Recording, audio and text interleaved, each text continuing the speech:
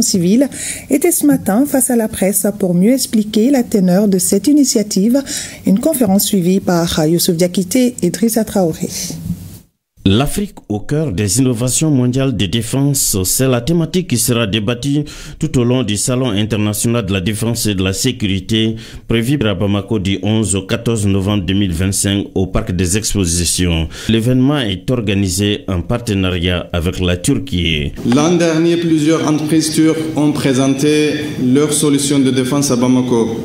L'accueil favorable rencontré et la demande des autorités maliennes de donner une dimension plus large à cette initiative ont conduit à la création de ce salon. Le BAMEX 25 se déroulera sur 4 jours.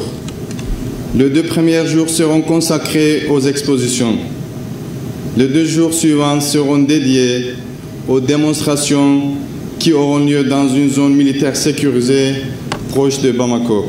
Initié par le gouvernement du Mali, le Salon international de la défense et de la sécurité, appelé encore BAMEX 25, se veut un espace de promotion de l'industrie de la défense en mettant en avant les savoir-faire, les innovations technologiques et les solutions de défense développées au Mali et à l'international. Le BAMEX 2025, qui se tiendra du 11 au 14 novembre prochain à Bamako, offre une plateforme unique pour valoriser le dialogue stratégique entre décideurs, experts, chercheurs et praticiens. Le choix du Mali pour abriter ce salon n'est pas un hasard. En effet, notre pays occupe une place centrale au Sahel et en Afrique de l'Ouest et constitue aujourd'hui un carrefour stratégique pour la coopération internationale en matière de défense et de sécurité. Accueillir BAMEX 25 ici, c'est reconnaître le rôle majeur du Mali dans la promotion de la paix, de la sécurité et de la stabilité sur le continent africain. Comme vous le savez, les défis et les enjeux en matière de défense et de sécurité évoluent très rapidement. Parfois, il faut le regretter, les groupes non étatiques qui attentent à notre sécurité ont même une longueur d'avance sur les États. Au regard de cette cruelle réalité, nous avons le devoir d'anticiper les risques et menaces qui éprouve nos États et d'y apporter les réponses les plus appropriées pour le bonheur de nos populations dont la seule quête est de vivre dans un environnement sécurisé. BAMEX 25, faut-il le préciser, est une plateforme unique en Afrique où se rencontrent les forces armées, les gouvernements, les industriels et les experts pour découvrir les dernières innovations technologiques en matière de défense et de sécurité. C'est également une opportunité d'échanger sur les stratégies et d'établir des partenariats.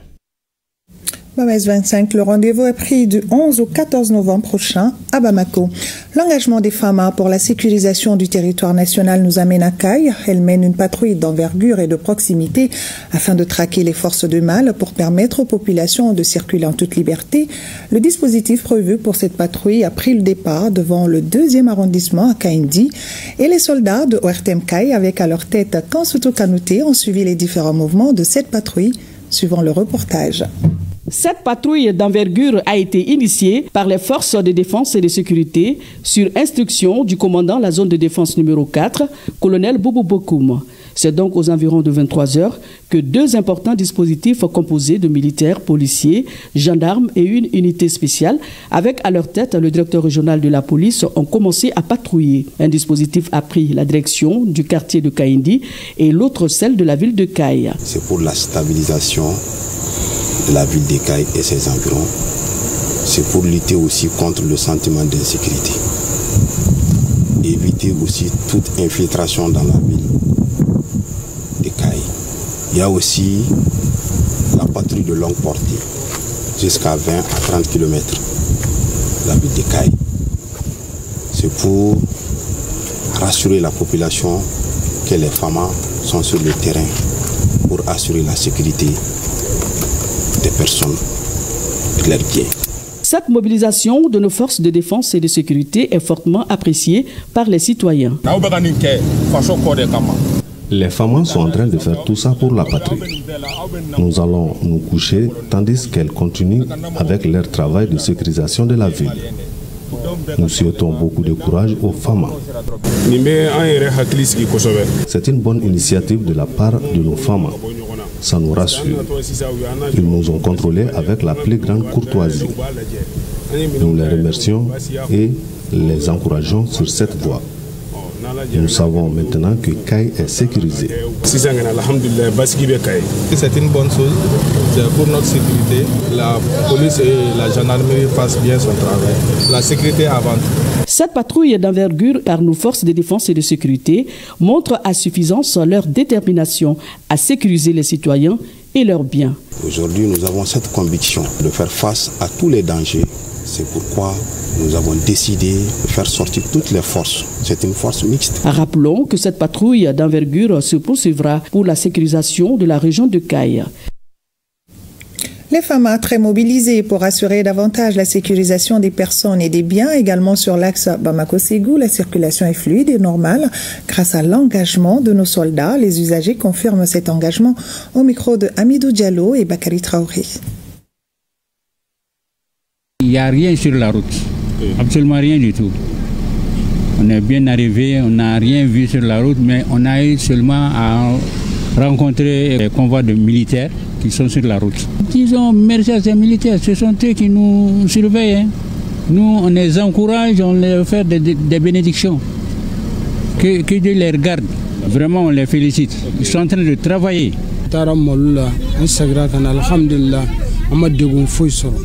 Nous venons de célébrer le Maouloud. Dieu merci, on n'a eu aucune difficulté sur la route du retour axe Bamako-Ségou. Nous saluons les autorités pour les efforts déployés et nous prions pour que la paix revienne au Mali. Aucune difficulté sur la route. Nous soutenons le président et son gouvernement pour un Mali stable. Nous venons de Bamako. Il n'y a rien sur la route.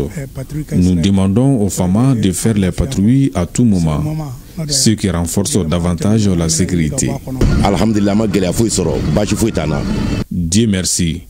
Nous n'avons rencontré aucune difficulté sur la route. Nous faisons toujours des bénédictions pour les autorités en vue d'un Mali uni et stable.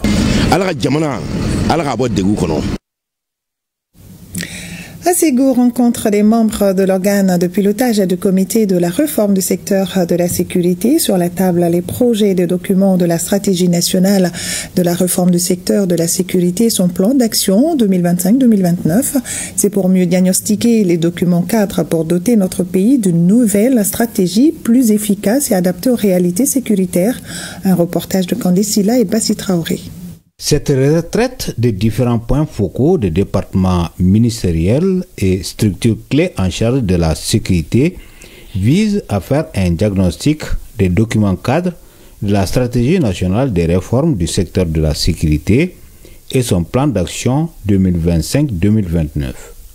Le projet révisé, grâce à l'appui du PNUD, fait suite à la stratégie nationale 2022-2024 qui s'est fixé comme objectif majeur de faire face à la crise sécuritaire. Il n'y aura pas de grands changements par rapport aux documents de stratégie, mais seulement les données politiques ont fait que ça nécessite certaines retouches. Donc ces retouches ont été faites et en plus de cela, il y a un nouveau plan d'action qui aussi va nous être présenté. Les axes majeurs du plan d'action 2025-2029 viennent consolider les acquis du précédent plan. En termes d'axes majeurs, c'est tout d'abord raffermir les relations de confiance entre le citoyen lambda et les forces de défense et de sécurité, et promouvoir la bonne gouvernance dans le secteur de la sécurité. Les deux aspects constituent effectivement les grandes lignes de la nouvelle stratégie. Les participants mettront donc 2 journées à profit pour s'approprier des documents et formuler des recommandations en vue de leur validation par l'organe supérieur, à savoir le comité d'orientation pour la réforme du secteur de la sécurité. Ravitaillement des marchés de Kidal. Les marchés sont bien fournis, de quoi rendre fiers les populations de Kidal. Un espoir et une souveraineté retrouvée. Nos reporters se sont rendus sur le terrain pour voir la joie des Kidalois, Sidi Elmedi Ag Al-Baka et Moussa Togo. Accueillis avec tous les honneurs, le convoi de ravitaillement sécurisé par les FAMA de Gao à Kidal en passant par Anefif apporte déjà du réconfort dans les différents marchés de la ville. Les Kidalois ne cachent pas leur gratitude aux autorités de la transition et aux FAMA. Ils se sentent très soulagés. Tous les produits de première nécessité qui manquaient sont arrivés de façon suffisante et de manière qualitative. Donc moi je suis très satisfait et j'espère que ça va continuer comme ça. Cette prouesse qui une fois de plus prouve à suffisance le soutien sans faille des femmes aux populations civiles a permis de changer en quelques heures le quotidien de Kidalois. Nous avons constaté qu'hier le DM a mis en marche ce groupe et au grand bonheur de la population de Kidal. L'arrivée de ce convoi a été un grand ouf de soulagement, c'est un espoir qui vient de renaître encore dans la ville de Kidal. Et ça ne peut qu'améliorer les conditions de vie de la population. Les FAMA ont sécurisé, mais aussi transporté à travers la direction du matériel et des hydrocarbures des centaines de tonnes de produits de vivres et non-vivres pour améliorer les paniers de la ménagère à Kidal. Cette grande opération que nous venons d'exécuter entre dans le cadre de ce que nous appelons les opérations militaires autres que la guerre, c'est-à-dire l'assistance à la population civile. Donc c'est une opération qui a été menée avec succès grâce à la coordination faite au niveau du poste de commandement du théâtre Est de l'opération du Koloko et la participation des éléments du secteur 1 et du secteur 2 de l'opération du Koloko. Et cette fois-ci, en plus de la sécurisation du convoi, les FAMA ont également contribué en fournissant des véhicules et des chauffeurs appartenant à la direction du matériel, des hydrocarbures et du transport des armées pour renforcer la capacité de transport de l'opérateur économique dans le but vraiment d'approvisionner suffisamment la ville. Et ça a été vraiment une réussite et nous pensons que cela va renforcer la cohésion entre la population et les FAMA. Les forces vives de la 8e région, mobilisées comme un seul homme, rendent un vibrant hommage aux autorités de la transition pour ces immenses efforts consentis afin de rendre agréable leur quotidien. Lutte contre le terrorisme. Ce vendredi 12 septembre, les femmes ont mené avec professionnalisme des opérations dans plusieurs localités du pays. Résultat, plusieurs terroristes neutralisés, des matériels détruits. Attention, certaines images peuvent heurter votre sensibilité. L'actualité des femmes, un commentaire de Tamsir Diabati.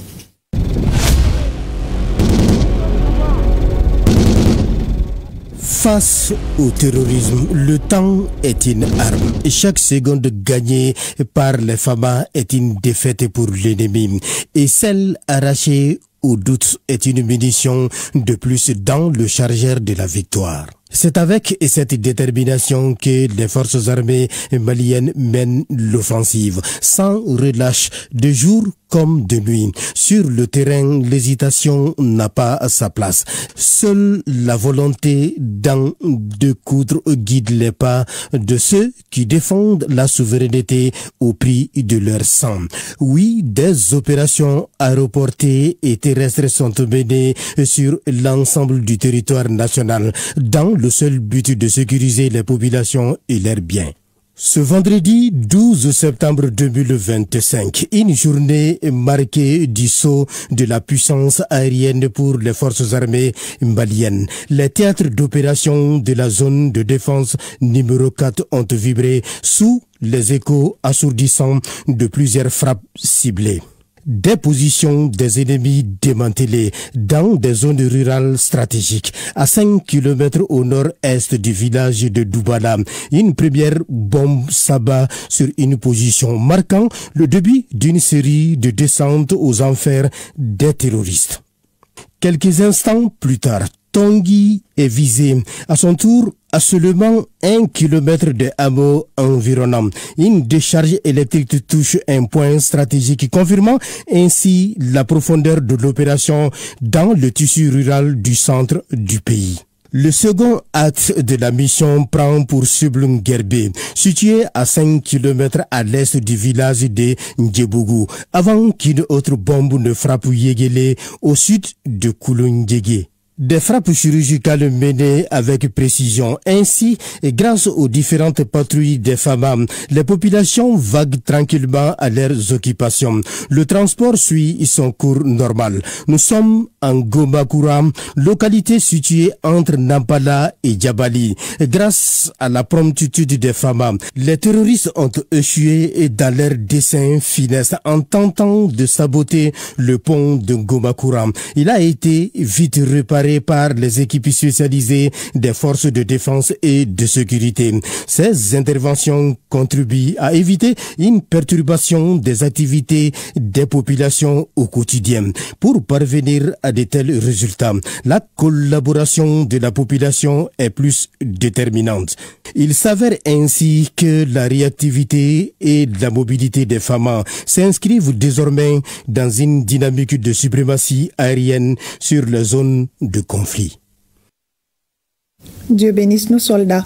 Et en image, un recueil de poèmes dédié à l'honneur des femmes avec pour thème la montée en puissance, œuvre de Anne-Joachim Dabou et une vingtaine d'écrivains, tous fascinés par la bravoure des forces de défense et de sécurité. Ils se sont mobilisés pour remonter le moral des troupes et mettre en évidence les sacrifices des héros nationaux à travers ces œuvres.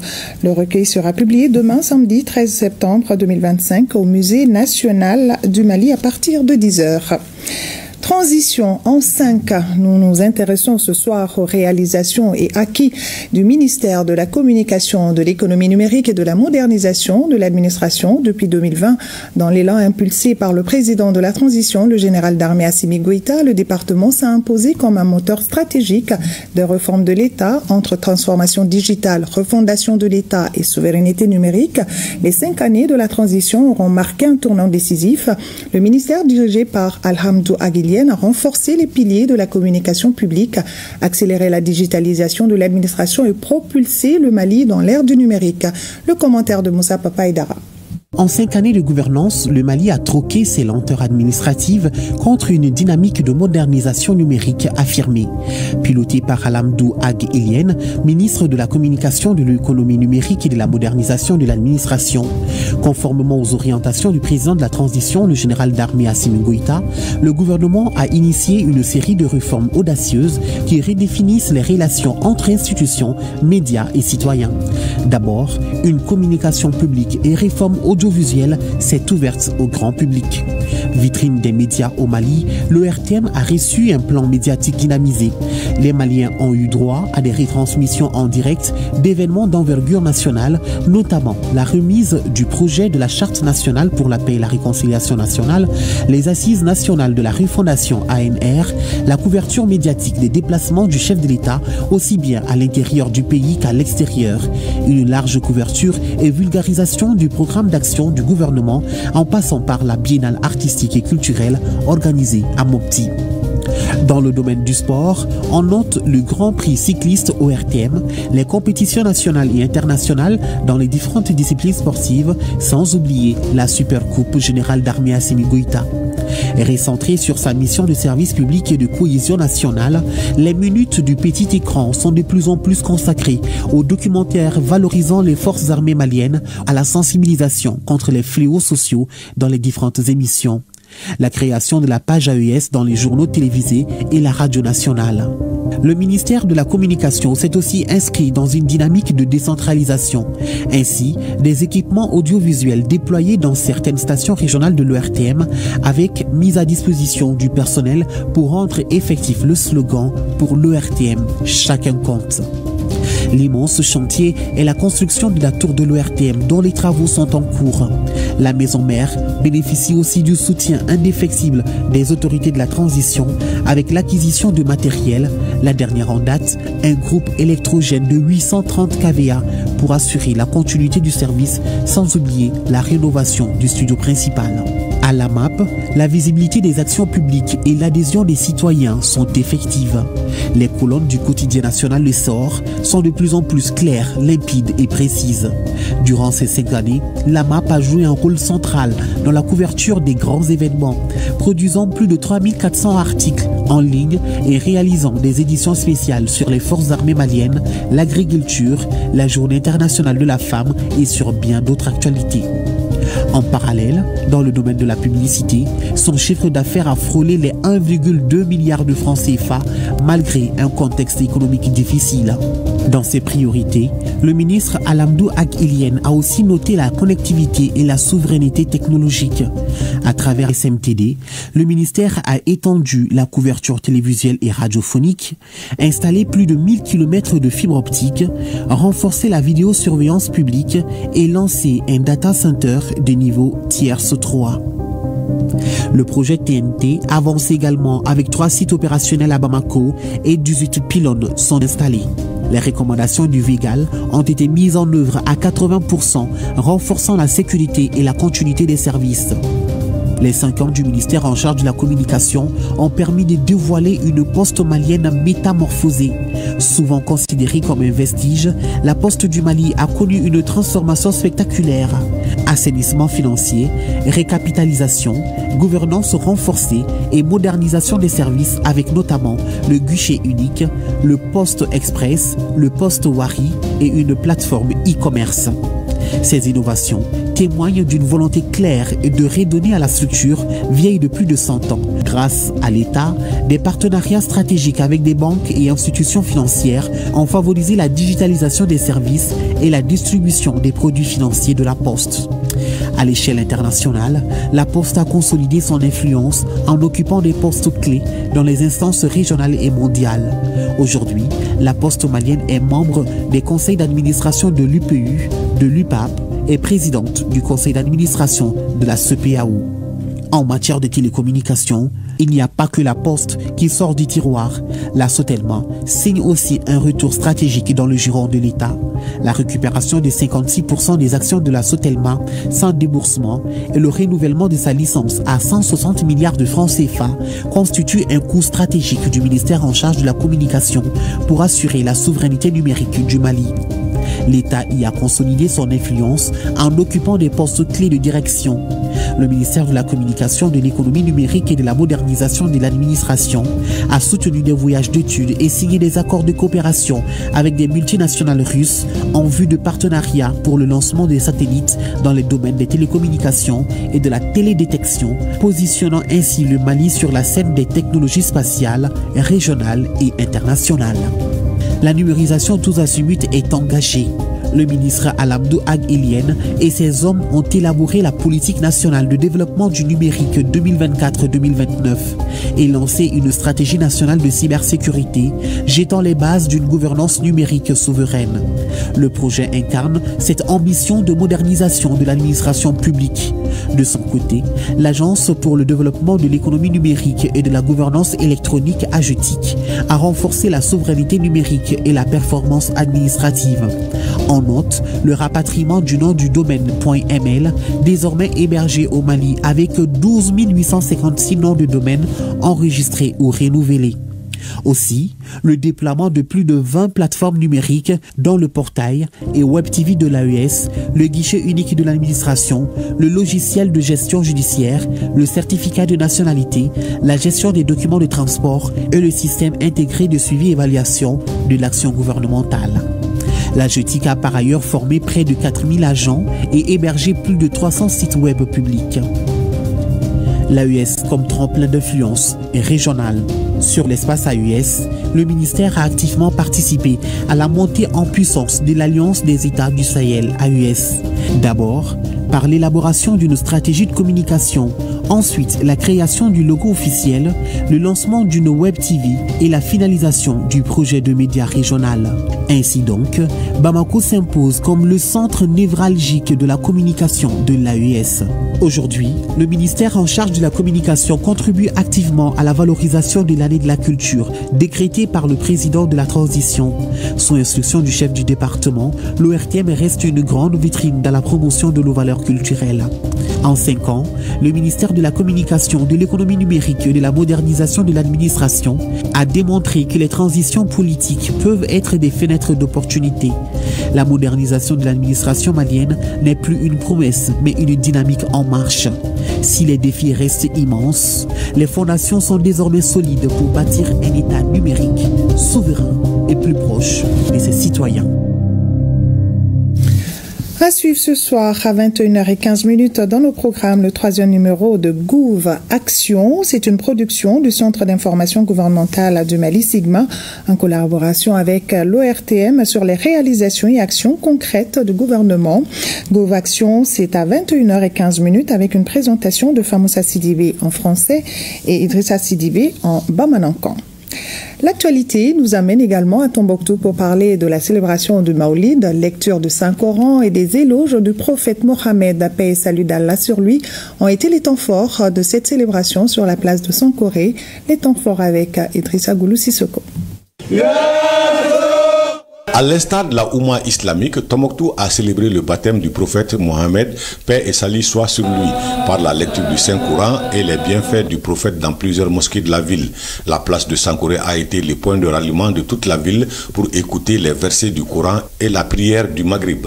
Depuis l'an 1500 jusqu'en l'an 2025, une fête religieuse, que Dieu nous aide vraiment à ce que les bénédictions que chacun fasse au peuple, donc que Dieu les accorde. Le Mauloud à Tombouctou, au-delà de l'aspect spirituel, est un moment de rencontre entre les nations, de brassage culturel. C'est pourquoi tout Tombouctien est fier d'être dans la ville en cette période. Cette année, nous commençons d'abord par remercier les autorités régionales et nationales qui ont beaucoup contribué à une mobilisation extraordinaire, qui ont donné toutes les assurances comme quoi le Mauloud va très bien se passer. Nous nous réjouissons que les populations aient attendu cet appel-là et aient confiance aux autorités et se sont déplacés massivement sur Tombouctou. En tant que nous demandons et nous exhortons à tous les ressortissants de venir faire le Mauloud à Tombouctou pour venir magnifier le prophète sallallahu alayhi wa sallam. La retrouvaille autour de cette grande fête, les familles entières se déplacent pour se retrouver, des amis d'enfants se retrouvent, donc ça ne peut être qu'un bonheur partagé avec tout le monde. Nous souhaitons que la paix et la joie règnent encore entre nous pour que nous puissions fêter plusieurs années. Les autorités régionales se réjouissent de la bonne organisation de cette édition et saluent la sécurisation de l'événement par les forces de défense et de sécurité. Le Mauloud représente pour nous vraiment une fête extraordinaire.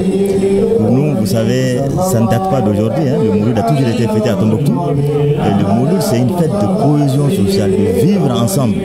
Le Tombouctien, où qu'il se trouve dans le monde entier, son souhait, c'est de venir à Tombouctou et fêter le Mauloud. Nous réjouissons cet après-midi de célébrer sans incident dans toute la région de Tombouctou le Mauloud, par la grâce de Dieu et grâce au sacrifice des familles. La fête s'est très bien passée dans la région de Tombouctou. Nous nous réjouissons beaucoup pour cela. C'est l'occasion pour moi, à nouveau et pour toujours, de remercier les autorités de la transition pour l'attention permanente qu'elles portent à la région de Tombouctou dans tous les domaines, surtout pendant ces périodes de fêtes dans la région de Tombouctou. Il faut noter que le Mauloud 2025 s'est déroulé sans incident grâce à la vigilance des forces de défense et de sécurité. De Tombouctou, nous nous rendons à Djinné, toujours dans le cadre de la célébration du Maoulid. Les festivités se sont déroulées dans la communion. Les fidèles musulmans venus de divers endroits ont magnifié les mérites du prophète, paix et salut d'Allah sur lui. Des prières et des bénédictions ont été formulées pour la paix et la cohésion dans notre pays. Envoyés spéciaux, Al-Jumatina, Aloubé Koné et Saïd Mohamed Lamine Diarra.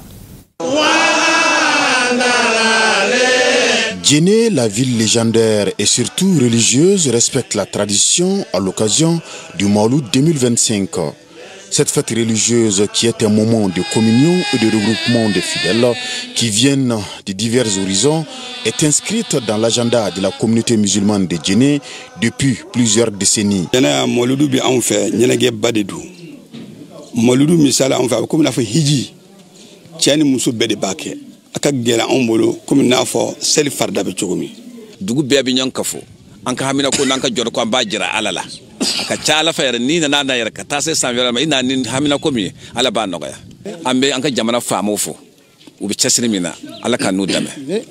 Ici, à Djenné, la ville religieuse, les festivités du Mawlud sont marquées par des actes de bienfaisance, des chants et louanges à la gloire, au parcours et au mérite du prophète, des lectures du Saint-Coran et le tout couronné par la grande retrouvaille des fidèles au pied de la prestigieuse mosquée classée au patrimoine mondial de l'UNESCO pour faire des bénédictions. Le Mawlud, c'est le pardon. Le Mawlud, c'est l'affection envers l'homme le plus puissant, l'homme le plus important que l'humanité n'a jamais connu, qui est le prophète Mohammed. Donc on a profité de cet événement pour quand même prier pour le Mali en entier, prier pour toute la population. Ambe kafoya sangosa bi wula nyona ambe duwa uke jabanae ambe tlaka duwa uke anga duguye ambe duwa uke anga mo baw fana bele yele jabanae. Le Mawlud est une fête de communion religieuse. Elle se célèbre dans la communion, il y a les actes de foi. Ça nous permet de transgresser nos différences et de nous retrouver dans une union fusionnelle pour implorer Dieu. Nous pensons que parmi les solutions de recherche de la paix, ces solutions religieuses font partie. Nous pensons qu'aujourd'hui, notre présence pour célébrer ce Mawlud avec la communauté dont nous faisons partie, la communauté de Djenné, est une preuve pour encourager ce peuple, cette population à se redresser. Je voudrais faire un appel à notre général d'armée, le chef d'État, le président Assimi Goïta. Les actes de foi sont souvent des actes qui nous permettent d'atteindre nos objectifs. Nous avons des solutions socio-endogènes. Parmi ces solutions endogènes, nous avons des recettes sociales et religieuses. L'État doit s'appuyer sur ça. Le Mali a besoin de toutes ces diversités. Nous sommes aujourd'hui au cœur des défis. Et saluer Dieu qui nous a permis aujourd'hui d'être là. Nous avons une communauté. Elle est multiethnique, elle est multiraciale, mais elle s'exprime à travers les actes de foi. Ancré ici dans les valeurs de la communauté par le passé, tout comme aujourd'hui, le Mawlud symbolise la foisonnante spiritualité de la ville de Djenné et son identité. L'association des ressortissants de Djenné et celle des ressortissants de Tombouctou à Bamako ont aussi célébré le Mawlid ici à Bamako à travers des séances de prière et de lecture de Saint-Coran. Mohamed Kayantao et Barakou Maïga. Nous sommes à Médine, en commune 2 du district de Bamako. Les maisons proches de la rue 14 sont presque vides. Les occupants ont répondu à l'appel de l'association des ressortissants de Djenné à Bamako pour l'organisation du Mawlud. Ici, c'est la lecture du Saint-Coran et des séances de prière sur le prophète Mohammed, paix et salut sur lui, et pour l'apaisement du climat social. Une tradition vieille de plus de 50 ans. Le Mawlud, pour nous, ressortissants de Djenné, est un devoir religieux très important. C'est pour cela que chaque année, nous nous retrouvons ici pour célébrer le Mawlud, pour célébrer notre prophète bien-aimé, sallallahu alayhi wa sallam, proclamer la louange d'Allah, proclamer la grandeur d'Allah. Depuis l'apparition de la lune, on fait des bénédictions, on lit le Bouddha tous les soirs. En fin de compte, on fait des bénédictions pour notre pays. On n'a pas deux pays, nous, vous savez. Ça nous tient à cœur.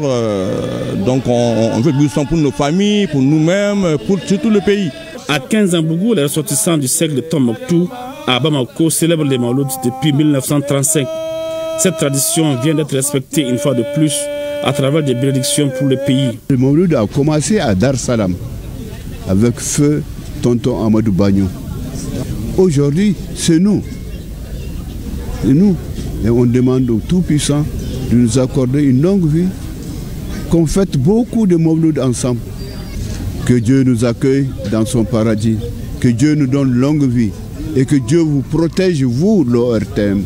Qu'il dise longue vie aux dirigeants du pays. Que Dieu amène la paix dans ce Mali-là. Ces deux communautés comptent perpétuer cette tradition à Bamako pour le bonheur de leurs localités respectives. Que Dieu exauce les prières. Sur un tout autre plan, célébration de la 26e édition de la Journée africaine de la technologie et de la propriété intellectuelle. Ce 13 septembre, pour cette édition, le thème est « Ressources humaines en propriété intellectuelle et développement technologique de l'Afrique ». Nyanya Traoré et Tchèdje Kamara nous parlent de l'importance de cette journée. Aujourd'hui, plus que jamais, la défense et la protection de la propriété intellectuelle africaine est le cheval de bataille de l'Organisation africaine de la propriété intellectuelle, OAPI. Pour ce faire, elle s'érige en bouclier des innovations africaines. La célébration de la 26e édition de la Journée africaine de la technologie et de la propriété intellectuelle offre l'occasion à l'organisation de rappeler certains de ses objectifs. Symbole d'unité et de solidarité entre 17 États membres, dont le Mali. L'OAPI a toujours compris que l'investissement dans les compétences est la clé de la souveraineté africaine. Avec son académie de propriété intellectuelle, qui célèbre cette année ses 20 ans, elle a formé des générations de cadres, d'experts et d'innovateurs capables de porter haut l'ambition africaine. Une ambition largement partagée sur le continent, particulièrement au Mali. À travers le ministère de l'Industrie et du Commerce, notre pays est engagé dans de véritables réformes qui mettent l'humain au centre du développement. Une même convergence de vues avec l'organisation qui a justement retenu pour l'édition 2025 le thème suivant. Ressources humaines en propriété intellectuelle et développement technologique de l'Afrique traduit une vérité fondamentale. Aucun développement technologique, aucune prospérité durable, aucune souveraineté économique n'est possible sans des ressources humaines qualifiées, engagées et visionnaires dans le domaine de la propriété intellectuelle. Notre avenir technologique dépendra de la qualité de nos ressources humaines et de notre capacité à valoriser nos créations. Les autorités maliennes s'engagent à mieux soutenir nos inventeurs et innovateurs en investissant dans nos talents. À travers la mise en place de programmes de formation spécialisés, la labellisation des produits phares tels que les mangues du Mali et Mali-Sogo, ou encore le processus d'enregistrement du Bogolan du Mali comme indication géographique protégée, notre pays confirme sa volonté de transformer ses richesses culturelles et économiques en levier de compétitivité internationale. En perspective, le Mali s'engage à adopter une nouvelle stratégie nationale de développement de la propriété intellectuelle sous l'impulsion de son Excellence, le général d'armée Assimi Goïta, président de la transition chef de l'État, pour que chaque acteur économique puisse utiliser la propriété intellectuelle comme un outil de création de valeur et de souveraineté. À noter que la célébration de ce 13 septembre coïncide avec le 63e anniversaire de l'OAPI. Forum de rencontre d'affaires Mali-Thaïlande, un espace pour renforcer le partenariat économique. La rencontre qui se tient à Bamako permet aux responsables de la quinzaine d'entreprises thaïlandaises d'échanger directement avec les opérateurs économiques maliens. Les domaines concernés sont la chaîne de valeur du riz, l'agroalimentaire et la machinerie agricole. Plus de détails avec Batraoré. Le forum des rencontres d'affaires B2B Thaïlande-Mali s'ouvre à Bamako. C'est un espace de promotion du partenariat économique bénéfique pour les deux parties. La rencontre vise à créer une plateforme d'échange entre les entreprises maliennes et thaïlandaises dans le domaine agricole, notamment la chaîne de valeur riz et surtout l'équipement agricole. Comme le Mali n'a pas l'habitude de collaborer avec les Thaïlandais dans ce secteur, donc ça, c'est comme le début d'une collaboration sur le marché malien, voilà, en matière d'agriculture. Have the confidence when they want to trade between each other. Market and also. Je voudrais avoir des clients, des nouveaux clients, et avoir également essayer de développer les potentiels que le Mali dispose. J'espère que nos machines seront utiles et nous allons essayer également de faire de transporter nos connaissances ici au Mali. Le Mali abrite environ 15 entreprises thaïlandaises spécialisées dans la chaîne d'approvisionnement du riz, l'agroalimentaire et les boissons, ainsi que la machinerie agricole et le savoir-faire technologique. En matière d'agriculture, c'est indéniable. La Thaïlande est en avance sur le Mali. Une telle rencontre est une opportunité pour les acteurs agricoles du Mali de s'inspirer de l'expérience thaïlandaise. Ce forum est très important pour nous, le Mali, qui sommes toujours un pays en voie de développement. Nous cherchons toujours des partenaires. C'est ce que nous voulons d'eux seulement et qu'ils viennent. La porte est ouverte à tous les investisseurs qui veulent investir au Mali. Maliens et Thaïlandais ont la certitude que ce forum posera de nouveaux jalons pour le développement des relations économiques durables entre les deux pays. Lutter contre la consommation de stupéfiants dans le secteur des transports, c'est tout le sens de cet atelier initié par le Syndicat national des transports du Mali. Une occasion pour les initiateurs de parler des conséquences de l'usage de la drogue sur la santé et dans la société, ainsi que les infractions pénales qui peuvent en découler. Un compte-rendu de Adam Maïga et Idrissa Traoré. Les conséquences des accidents routiers dus à l'usage des drogues sont incalculables. Des risques incalculables et les passagers frôlent la mort quotidiennement, a témoigné Elisabeth Johnson, passagère. Oui, beaucoup même quand je prends ce train, le conducteur il roule à une allure et les gens même crient. Il y a d'autres qui disent oh je descends, c'est comme ça je descends. On n'est pas pressé, il faut aller doucement. La vie d'une personne c'est très importante. Souvent je croise comme ça joue sur lui-même, sur les nerfs. Donc quand il conduit, tantôt, il dandine. Malgré les conséquences, de nombreux chauffeurs consomment des stupéfiants. Pour Drissa Diara, conducteur de Sotrama, l'État doit interdire l'importation de ces produits. Cela fait plus de 30 ans que je conduis la Sotrama sans avoir fumé, bu de l'alcool ou consommé quelques stupéfiants que ce soit. Ceux qui en consomment le font par choix. Pour moi, il faut d'abord lutter contre l'importation de la drogue sous toutes ses formes. Dans les cas contraires, son éradication dans les milieux du transport sera difficile. Au-delà de cette interdiction, les responsables du secteur des transports ont conjugué leurs efforts et formulé plusieurs propositions. Relancer une campagne nationale de sensibilisation dans les différentes branches du secteur des transports. Mettre en place un programme de prévention et de dépistage pour identifier les cas à risque et orienter les travailleurs vers des soins appropriés. Former les délégués médicaux à détecter les risques, les signes de consommation et à orienter leurs camarades vers les structures compétentes. Fidèle à la doctrine de l'INTM, le syndicalisme révolutionnaire du développement, pour apporter sa pierre à la construction de l'édifice national, a initié cet atelier, au cours duquel les panélistes animeront les sous-thèmes pertinents, tels que les activités qui favorisent l'arrêt de la consommation des stupéfiants dans le secteur des transports et les infractions pénales qui pourront en découler de la consommation des stupéfiants et du transport des stupéfiants. Pour mettre fin à ces fléaux, la loi a prévu des sanctions bien précises. Le code de la route punit des peines sévères la conduite en état d'ivresse. Les sanctions pénales prévues par la loi consistent en effet à des peines d'amende et des peines d'emprisonnement qui peuvent aller jusqu'à 2 ans sans préjudice du retrait du permis de conduire.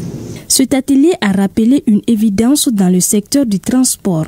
Tolérer les stupéfiants, c'est mettre en péril des vies humaines. Faisons à présent un tour sur le boulevard de l'Indépendance qui vient d'être relooké grâce à la journée citoyenne, une initiative qui mobilise à la fois des jeunes du Mali, du Burkina Faso, du Niger réunis à Bamako à la faveur de l'université d'été des volontaires de l'AES. On en sait plus avec Mariam Koulibaly. C'est une œuvre utile et patriotique que vient de manifester les jeunes des pays de l'AES à travers ce programme de peinture du boulevard de l'Indépendance. Un geste qui vient à point nommé à l'approche du 22 septembre, fête d'indépendance du Mali. Cette journée de la citoyenneté est dans le cadre du programme Neka Sigidanga Fasoko. C'est une initiative qui est là pour fédérer un peu toutes les initiatives qui sont là pour aider dans le pavage de nos quartiers, dans la plantation des arbres, dans la peinture. Aujourd'hui, c'est au niveau de la peinture.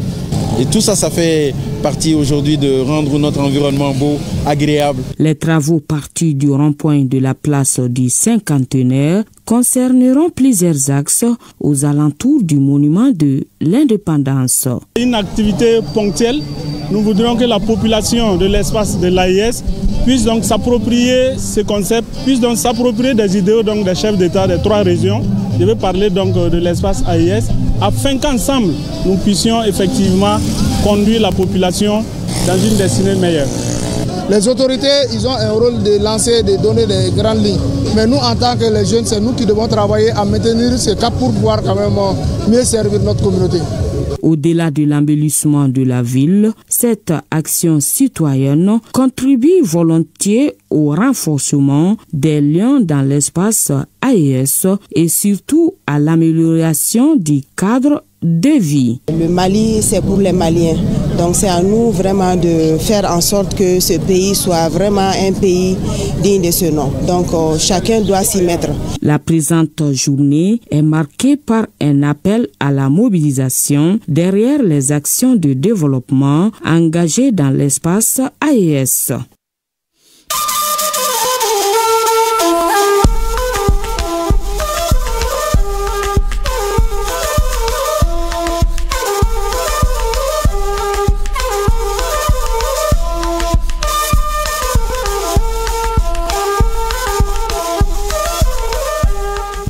Actualité AIS, fin de la 2e édition de l'Université d'été des volontaires de l'AIS, un cadre harmonieux et collectif en vue de faire face aux défis sécuritaires et de développement. Un reportage de Youssouf Diakité et Drissa Traoré. Engagement, patriotisme, don de soi au service de la nation. Voilà des valeurs qui ont été traitées tout au long de ces 3 jours de cette université d'été des volontaires de l'AIS. Il s'agit collectivement de faire face aux défis de l'espace qui sont surtout sécuritaires et de développement. C'est pourquoi les recommandations formulées vont dans ce sens. D'institutionnaliser l'université d'été des volontaires de l'AIS à travers la création d'un organe chargé de l'organisation pérenne de l'université d'été au niveau de la confédération ou d'un comité inter-État. De renforcer la libre circulation des personnes et des biens dans l'espace AES. Ce thème, l'impératif engagement des volontaires pour une reconstruction réelle des nations, n'est pas simplement un sujet de réflexion. C'est un appel. Un appel pressant à la conscience, à l'action et à la solidarité. Les instructions ont été données aux directeurs généraux des structures nationales de volontariat de l'AIS pour une rapide opérationnalisation des recommandations formulées. Il est donc impératif d'offrir au volontariat de réciprocité un cadre structuré, cohérent et juridiquement solide. Vous avez démontré que l'engagement volontaire n'est pas une simple vocation, mais une force vive, motrice et transformatrice. Vos réflexions, vos échanges, vos propositions et votre enthousiasme ont donné vie au thème de cette édition, l'impératif engagement des volontaires dans la consolidation des acquis de la Confédération des États du Sahel. La 3e édition de l'Université d'été de l'AIS se tiendra à Niamey, au Niger. Et au Burkina Faso, le chef de l'État, le capitaine Ibrahim Traoré, a présidé hier le Conseil des ministres. Il ressort de ce conseil la gratuité des visas au profit des ressortissants des pays africains, un projet de loi portant institution de jours chômés et payés, de journées de commémoration et de recueillement. Le point avec Bienvenue Taosan. Ajustement du temps consacré au travail dans les administrations publiques et privées afin de soutenir les réformes qui concourent à la réalisation de la vision du chef de l'État, le gouvernement adopte un projet de loi portant institution de jours chômés et payés et de journées de commémoration et de recueillement. Le présent projet de loi abandonne la notion de fête légale pour adopter celle des journées chômées et payées et des journées de commémoration et de recueillement. De ce fait, il propose l'abrogation de la loi portant fête légale et événements à caractère historique au Burkina Faso. Outre cela, la disposition selon laquelle le lendemain d'une fête légale tombe sur le dimanche est obligatoirement chômé et payé n'est plus valable. Est dite journée de commémoration et de recueillement, celle consacrée à la célébration d'un événement laïque, religieux ou coutumier, qu'il soit civil ou militaire. Elle sera une journée de travail continu. Dans ce cas, les horaires de travail des dites journées sont proposés pour être fixés par communiqué des ministres chargés de la fonction publique et du travail. Ce sont le 3 janvier, le 4 août, le 5 août, le 15 octobre, le 31 octobre et le 1er novembre. En résumé, la loi portant fêtes légales et événements à caractère historique au Burkina Faso institue 15 jours de fêtes légales auxquels il faut ajouter les 15 mai, tous chômés et payés, et déclare également chômés et payés le lendemain de toute fête légale tombant sur un dimanche, alors que le présent projet de loi retient en tout 11 jours chômés et payés dans l'année. Et puis dorénavant, les costumes du président et des membres du Conseil constitutionnel des magistrats et des greffiers de juridiction supérieure seront faits à base de cotonnade burkinabé, décision de l'exécutif burkinabé visant à soutenir l'économie locale. Conformément à la vision du président du Faso, le capitaine Ibrahim Traoré, le secteur de la justice s'est engagé en tout cas dans cette vision. Et vous avez suivi en septembre dernier le port de costumes par les magistrats des juridictions de première instance et d'appel.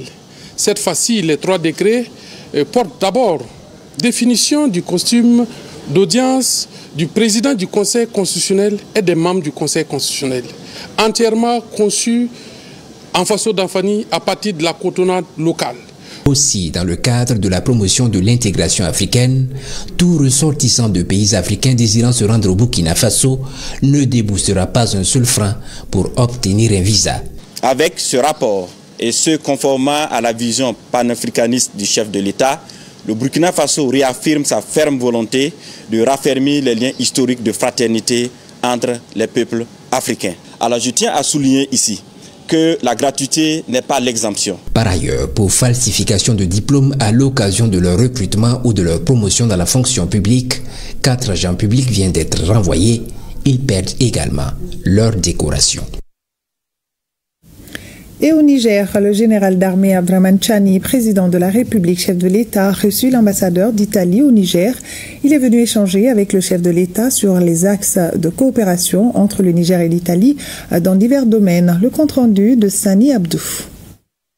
En se confiant aux journalistes après son entretien avec le président de la République, chef de l'État, le diplomate italien accrédité au Niger, Roberto Orlando, a affirmé avoir échangé avec le président sur les activités d'avenir de son pays. L'Italie élaborée pour accompagner le Niger dans une coopération bilatérale riche et fructueuse. Je suis très satisfait, ça a été un grand honneur vraiment immense d'avoir la rencontre dans un temps très rapide, une rencontre très cordiale qui m'a permis en fait de présenter les activités de mon pays, de recevoir aussi son appréciation pour ce qu'on fait et de discuter des initiatives qu'on pourrait dans le futur peut-être développer. L'ambassadeur d'Italie au Niger dit se réjouir de la collaboration mutuelle qui existe entre la République du Niger et l'Italie, des initiatives concourant au développement du pays, répondant surtout aux aspirations des peuples des 2 pays respectifs.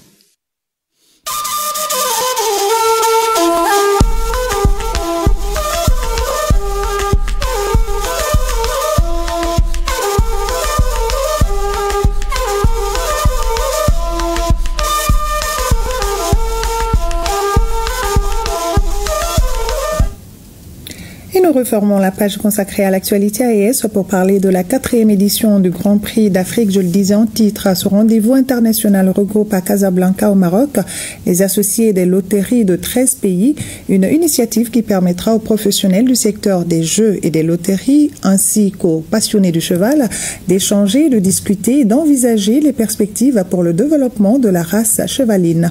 Le point avec nos envoyés spéciaux Abdul Karim Kaba et Gausso Achtouri.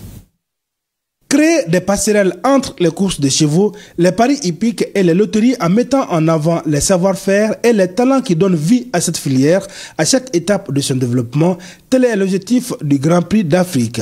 Le directeur général de la Société royale d'encouragement du cheval SOREC a accentué son allocution sur les innovations et la continuité, tout cela pour le développement du secteur.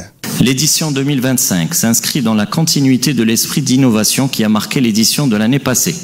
Nous gardons un format enrichi, incluant un espace d'exposition interactif. Cet espace permet aux experts du secteur de présenter leurs solutions technologiques et d'aborder les enjeux contemporains des loteries en Afrique. L'industrie des jeux de loterie pour le développement des pays et la satisfaction des clients ont été prônés par le président de l'Association de loterie d'Afrique, ALA. Dramane Coulibaly, non moins directeur général de l'ONACI Côte d'Ivoire, est revenu sur les missions de l'Organisation africaine de loterie. Notre association a toujours poursuivi la même mission. Favoriser la coopération, promouvoir les jeux attractifs et responsables, lutter contre la fraude et le blanchiment et contribuer à l'intégration économique de notre continent. En participant à ce Grand Prix d'Afrique, c'est aussi renforcer la coopération et solidifier les partenariats avec les autres sociétés de loterie. PMU Mali est dans une dynamique d'amélioration. Et PMU Mali est dans une dynamique des innovations technologiques. Et nous savons que nous ne pouvons pas faire ça sans l'accompagnement de partenaires techniques. Donc c'est important pour nous d'échanger avec ces partenaires techniques. Et c'est également important parce qu'au-delà du Grand Prix, ça donne l'occasion de beaucoup échanger avec nos homologues des autres pays, que ce soit de façon formelle ou informelle. C'est donc parti pour la 4e édition du Grand Prix d'Afrique à Casablanca au Maroc. Durant 3 jours, la métropole vivra au rythme des courses, des débats et des rencontres qui feront rayonner l'excellence hippique et l'innovation des loteries africaines. Afrobasket des moins de 16 ans, les équipes filles et garçons du Mali joueront les demi-finales ce samedi. À partir de 9h, les filles joueront contre la Côte d'Ivoire. Plus tard à 14h, les garçons seront opposés au Cameroun. Et cet après-midi, en quart de finale, l'équipe masculine du Mali a battu la Tunisie par le score de 70-73. Les U16 filles avaient écarté la veille l'Angola 57-41.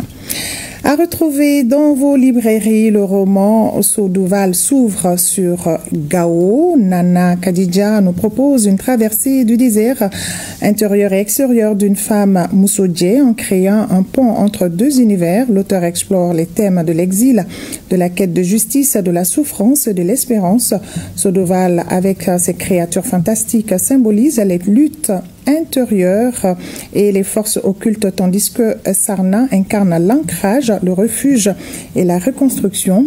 Vient de paraître également le recueil du poème Du coucher au lever de Isiaka Sidibé. Dans ses 60 poèmes, l'auteur explore les thèmes comme l'honnêteté, l'amour du prochain ou encore le respect des aînés. Et c'est ce qui met fin à cette édition. Merci à vous de l'avoir suivi. À demain, même heure, même plateau, Dieu voulant. Ce soir, nos grands-pères nous enseignent que les pierres que nous portons aujourd'hui construiront demain les fondements de notre vie. Il faut endurer, résister et apprendre à méditer. Le Mali dans nos cœurs et dans nos prières. Bonne fin de soirée à tous.